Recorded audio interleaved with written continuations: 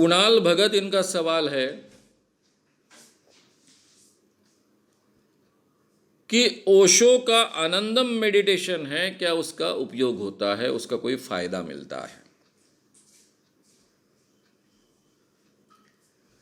देखिए, ओशो के मेडिटेशंस के बारे में तो मेरा बहुत अच्छा अभ्यास है, लेकिन ये आनंदम मेडिटेशन क्या है ये मुझे मालूम नहीं। यानी आपने किस चीज को आनंदम मेडिटेशन कहा है ये मुझे मालूम नहीं है। उनके जो भी मेडिटेशंस के प्रकार मुझे मालूम है, उसमें आनंदम मेडिटेशन ये नाम मुझे याद नहीं आ रहा है। मैं विस्तार से पूरा ओशो, इनको मैं रजनीश कहना ज़्यादा प्रेफर करता हूँ, रजनीश ये सीरीज ही लेने वाला। उनके मेडिटेशंस, उनका तत्वज्ञान और उनकी बुआबाजी, ये सभी विषय लेने वाला। लेकिन आपने सवाल पूछा है, उसका जवाब देने में मैं इतना ही कहूँगा कि ओशो के मेडिटेशंस ये उनका बहुत बड़ा योगदान है, समाज को दिया हुआ बड़ा योगदान है। मेडिटेशंस की सही जड़ उन्होंने पकड़ी। अब उनके सभी मेडिटेशंस बहुत इनोवेटिव है। परंपरागत मेडिटेशंस में उन्होंने बहुत एडिशंस किए हैं और ये एडिशंस बहुत मौल्यवान भी है। कोई भी मेडिटेशन बहुत उपयुक्त होता है और रजनीश ने जो मेडिटेशंस इवॉल्व किए वो सभी मेडिटेशंस बहुत अच्छे हैं, उसके काफ़ी अच्छे परिणाम मिलते हैं। अब उसके साथ में जो दावा किया जाता है कि इस मेडिटेशन का ये परिणाम मिलता है, वो परिणाम मिलता है, वो परिणाम मिलता है, वो दावों को हम छोड़ दें। लेकिन सभी मेडिटेशंस के परिणाम बहुत अच्छे मिलते हैं। हमारे परंपरागत मेडिटेशंस में कहीं भी संगीत के लिए जगह नहीं थी। भारतीय परंपरागत मेडिटेशंस की मैं बात कर रहा हूं, जो आध्यात्मिक मेडिटेशंस माने जाते हैं, कहे जाते हैं।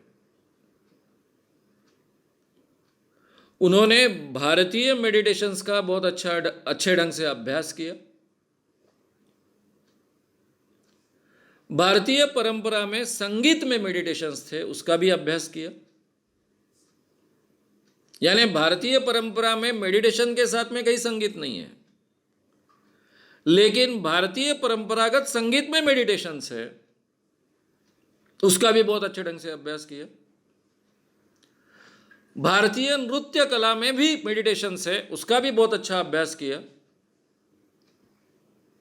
और तीनों को साथ में मिलाकर नए मेडिटेशंस इवॉल्व किए।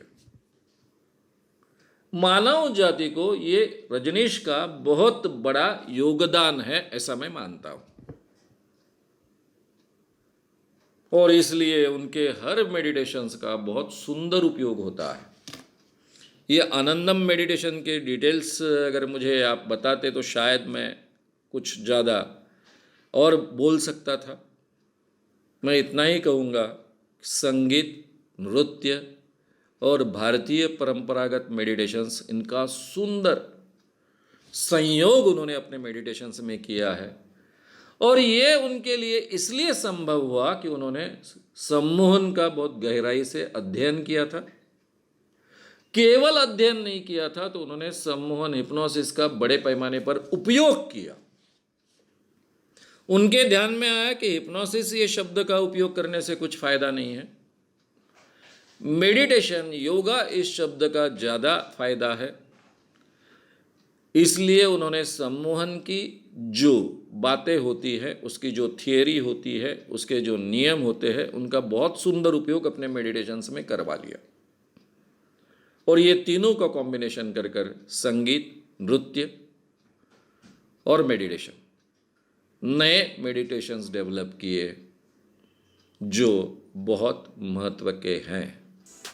अगर आपको ये वीडियो पसंद आया हो तो उसे ज़रूर लाइक करें, लोगों में ये अवेयरनेस फैलाने में हमारी मदद करें। वीडियो को ज़रूर शेयर भी करें।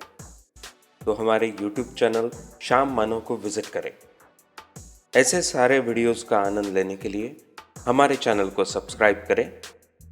उसके लिए सब्सक्राइब बटन दबाएं। नए वीडियोस का नोटिफिकेशन पाने के लिए बेल आइकन दबाएं।